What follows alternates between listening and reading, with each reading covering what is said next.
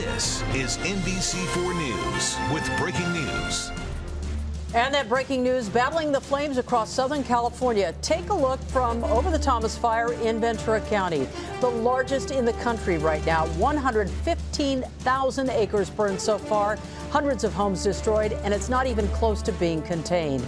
We are here to get you up to speed on all the fires burning out there. Welcome to this special edition of the NBC4 News. I'm Colleen Williams. And I'm Chuck Henry. Well, it looks like there's going to be another sleepless night for a lot of people in Southern California, with 2 new fires today and even more evacuations tonight. We want to start by giving you a good look at the scope of the battle. There are now 5, count them, 5 active wildfires across Southern California. The latest ignited today in Murrieta, where at least 1 home has been destroyed. And we have quite a blaze going on tonight in San Diego, tearing apart several communities tonight as well. Now to L.A. and the latest info we have on the Skirball fire along the 405 freeway. Within just the past 30 minutes, firefighters reopened several streets to residents only. Those roads include Roscommare Drive, Bell Terrace, all roads between Sunset Boulevard and Bellagio Road, and North Casiano Road from Mulholland Drive. Meantime, Linda Flora Drive, where the homes were lost in this fire, is still closed. Now to some rather encouraging news for families forced from their homes by the Creek Fire in Sylmar. They're returning home tonight. All the evacuations lifted except the areas you see on your screen. That's Limekiln Canyon, the Riverwood community, and the Shadow Hills area just north of Sunland. Meantime, hundreds of schools near the fires will be closed again tomorrow, including 265 LAUSD schools in the Valley and schools near Bel Air. Sadly, so many of the students out there depend on school for something as basic as food. And so students who need meals can get lunch at Reseda High School, Bird Middle School, and Palms Middle School from 11:30 until 3 o'clock Friday and Saturday. Very unusual move in this. We want to add that Santa Monica College will also reopen tomorrow. And in Riverside County, all 20 schools in the Murrieta Valley Unified School District will be closed tomorrow, Friday, because of the Liberty Fire. Now, that one started this afternoon. It's now about 10% contained. It burned about 300 acres. And right now, an extremely tense situation to the south in San Diego County. In fact, at times it looked like a war zone in a wildfire that's outrunning the firefighters. It's called the Lilac Fire, but there is nothing sweet or soothing about this inferno. Governor Jerry Brown has already declared a state of emergency there. Now, we just got an update on this one. Already 4,100 acres have burned in just a few hours. No containment in sight. This fire has destroyed 20 buildings so far. 2 people treated for minor burns. NBC4's Beverly White live in San Diego County for us with more on this fire battle. Beverly? Well, Colleen, we are right off Interstate 15 at the Highway 76, believed to be the point of origin of this fire, which actually popped off this afternoon around 11:30, around noon, in fact, and it has been racing toward the ocean ever since. We're not far from the community of Bonsall, and they say this fire is going through Bonsall and through Fallbrook and may very well make its march to Oceanside and all the way to the Pacific because it's unstoppable. There are winds in the 20 to 25 mile an hour range. We've got some video to share with you of destruction thus far. As you indicated, at least 20 homes have burned to the ground. Some businesses have suffered some damage, and 2 people believed injured by fire, but the exact nature of their injuries or how they happened is still unknown at this time. Again, we're talking about the Lilac Fire in North San Diego County, right off Highway 76 and Interstate 15, but continuing to burn as we speak in 5 to 15% humidity and winds in the 20 to 25 mile an hour range. In other words, the same conditions we're experiencing in the LA County and Ventura County fires. So they're really up against it right now in North San Diego County. Lots of apparatus just rolled past us a short time ago, bulldozers and the like making their way into the fire zone in hopes of stopping this before more houses are lost and more people are hurt. But it has been an intense firefight for the folks out here, and even an issue of grave concern, not just for man, but also for beasts. Since we arrived at this location, we have seen quite a few field mice scattering because they've been displaced by this fire that's again burning just west of Interstate 15 on the approach to Bonsall off Highway 76, believed to be the point of origin. Although the cause is unknown, there's no containment, as you mentioned, and no end in sight for firefighters down here in San Diego County, battling as are our counterparts in LA, Ventura, and Riverside counties with their respective fires today. Reporting live in Bonsall, I'm Beverly White. Back to you in studio. All right, Beverly, as we've seen all week, weather conditions play a critical role in how crews are actually battling and tackling these fires. And boy, they have their work cut out for them tonight. Fritz Coleman is here now with a breakdown on what those crews will be dealing with throughout the night. Fritz. All right, Chuck, and the NBC4 Live Doppler Network is on duty tonight, including the area's only mobile Doppler, that is Storm Ranger 4, right at the critical area of the Thomas Fire, Ojai tonight. Keeping an eye on things there. Let's take you on a tour of the ground conditions. There is the footprint from the Thomas Fire, just spreading to incredible amounts of square mileage. Fortunately, the winds have been relatively cooperative over the last several hours out of the south.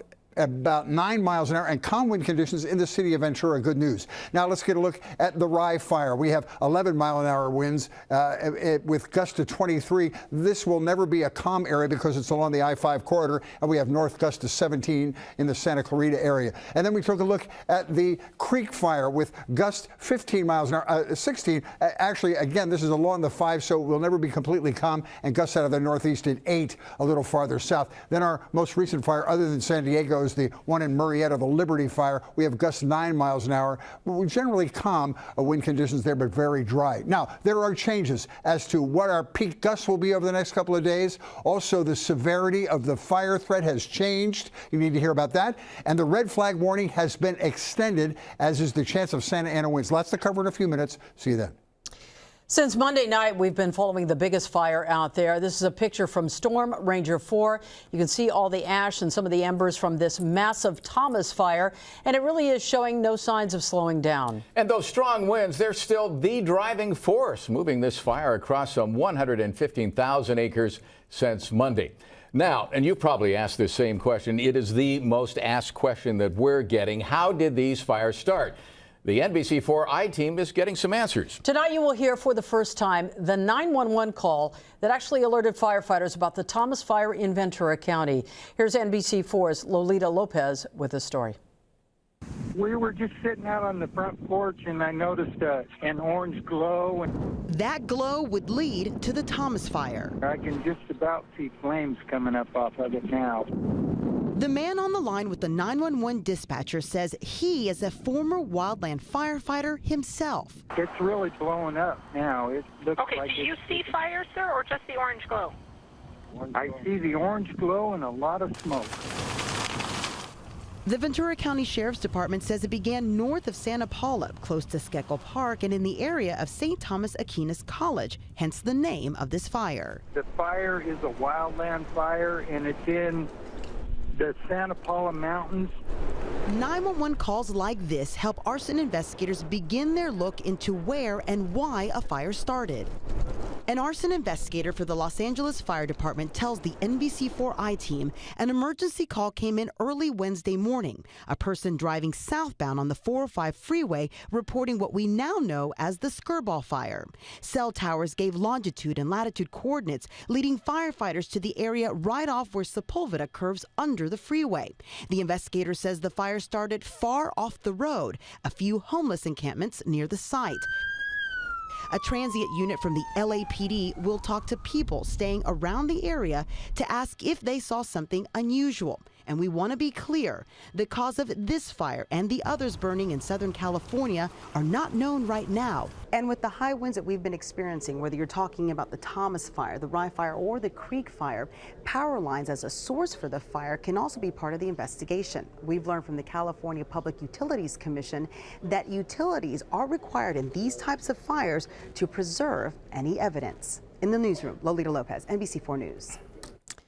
Tonight, evacuation orders will be lifted actually for most of the area affected by the Creek Fire. Only 3 areas will still be under evacuation orders, including the Shadow Hills area and Riverwood area. Now, the Creek Fire burned more than 12,000 acres, 10% containment, but officials say that number is expected to increase tonight. 15 homes were destroyed, another 15 damaged. 3 firefighters suffered burns. Here's the good news. They are all expected to be okay. In a situation like this, there are a lot of people that want to help any way they can, and a Glendale man is offering to help those affected by the wildfires. He's 35-year-old Henry Coleman. He posted this photo on Twitter, shows a sign on his truck as he tries to get the word out. Now, so far, he's just kind of driving around the Sylmar area to see if anyone needs anything. Coleman is offering his truck to fire victims who need to move, perhaps haul out the trash, or just need a ride. Everyone does something small, it all adds up. I just want everybody to understand that the LA fires can burn down houses, it can burn down material things, but it can't burn down our humanity. And what we need to do is just help each other and be there for each other. Henry Coleman, he said he was inspired to help because of a small favor from a friend that made a big impact on him, and now he just wants to pay it forward. Families returning home tonight to the hills of Bel Air. Fire officials lifted some of the evacuation orders for the Skirball fire just a short time ago.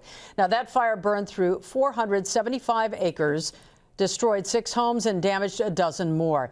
It is still only about 30% contained right now.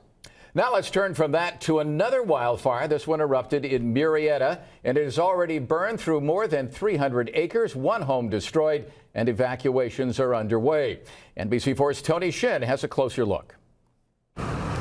Some people may already know that I'm a resident of the city of Murrieta. I've lived here for the past 5 years, and it's a wonderful city filled with wonderful people. That's why I brought my wife and my 8-year-old son here, because we knew the school system was great, the people were great. And in those 5 years that I've been here, I've never seen a fire like this barrel through this area so quickly and do this much damage. Let's go ahead and show you some video of this home just burning down, and it is such a sad thing to see, because you never want to see this happen to your neighbor. You never want to see this happen at all. Unfortunately, this home didn't have a chance, and sadly, I talked to an animal services representative who came up here to check on the animals, and 3 dogs and a cat passed away. This right here is just a sad reminder of where we live. With these Santa Ana winds barreling through our area, we always have to be ready to go. Grab what you can. Be safe. Save your life, basically. And that's what we're seeing over and over again. People doing what they can to save each other's homes. Firefighters doing the best they can to save your home, to save lives.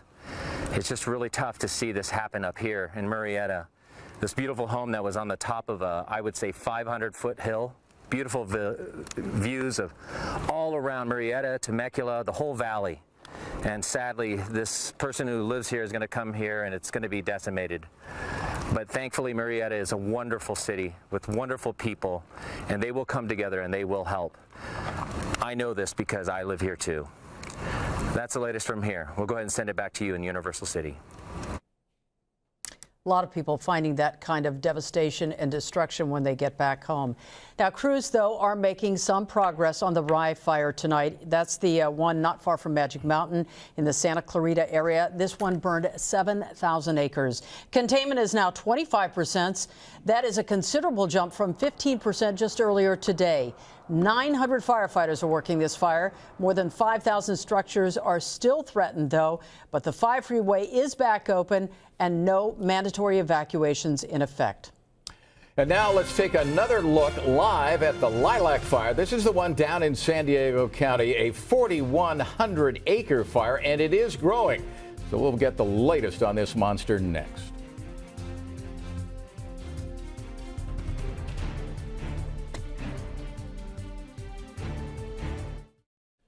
The largest of our fires here in Southern California is the Thomas Fire. It started in Ventura. It's now as big as many U.S. cities, with flames that spread all the way to the coast today. Think about that for a second. Yeah. It's really hard to fathom.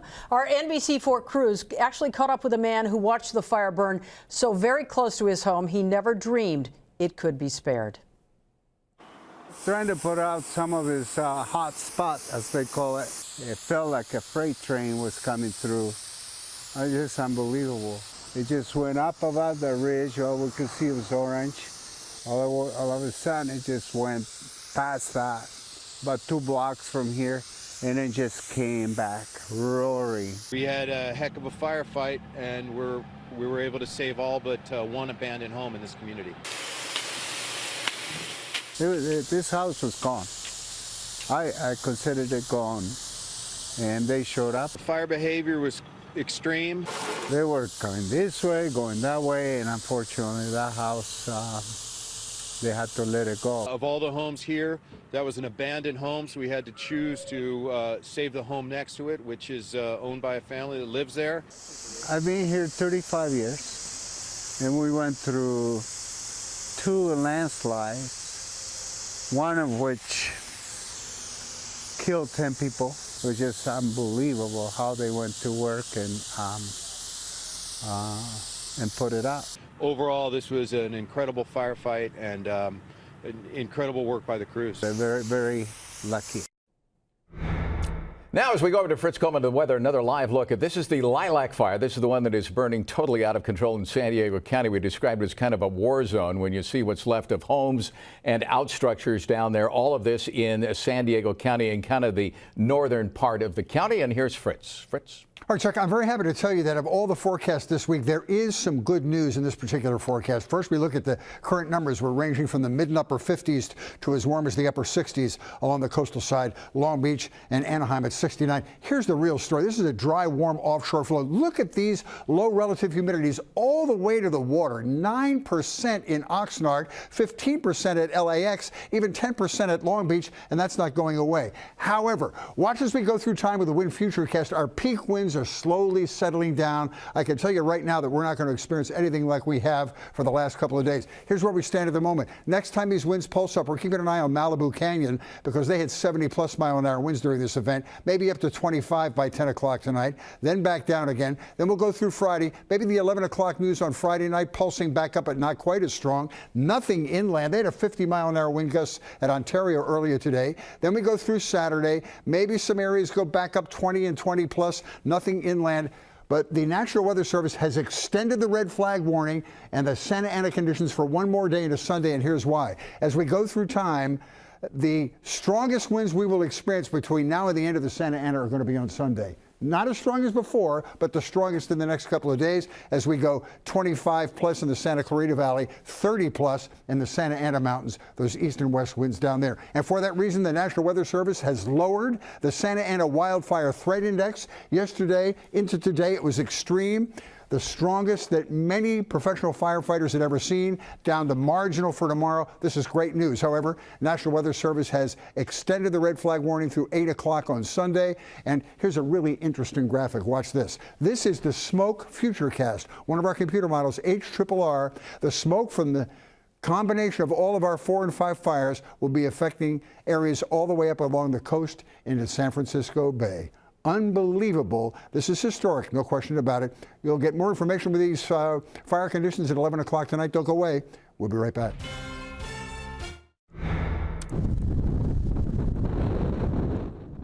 Almost sounds like a tornado. The winds kicked up some serious dust in Riverside County today. Actually flew across the road sideways in Hemet, picking up, as you can see, a few tumbleweeds along the way. The dust so thick, the visibility was terrible. You could barely see. And that isn't the only thing the winds kicked up or picked up. Strong gusts flipped a tractor trailer on the 15 freeway in Jurupa Valley this morning. It's believed that sparks from the semi then started a brush fire where the 15 meets the 60. The fire tied up traffic for a bit, but firefighters quickly got a handle on it, and we'll be right back. This really has been quite a day. 5 fires in Southern California, and a reminder that you can always get breaking news as it happens right here on NBC4 and our NBCLA News app. Now, we want to leave you tonight with some of the sounds and some of the images that we've captured during the wildfire battles here in Southern California all this week. We will see you back here tonight at 11. A blaze burning on both sides of the 150 freeway. This is the sheriff's office. Evacuate your home. Reports of people trapped, hundreds of homes in the path of this fire. We were afraid for our lives. Breaking news, continuing coverage. This now the 5th fire burning in Southern California. Our house was gone. Everything was gone. Here's a home involved right here. It's not there anymore. It's gone. It's so tough to do an interview like this because it makes you realize what kind of threat all of these people are in. I hope everyone got out safely. We're seeing the heroics of these firefighters playing out right now. Oh, there it goes. Materialistic stuff doesn't even matter. It's all about the heart, it's all about the love, it's all about the people that matter in your life. We're all taking care of each other. It's just stuff we can rebuild. It'll take a while, but we'll get it back. Mike, I love your attitude. We'll just all stick together and get through it.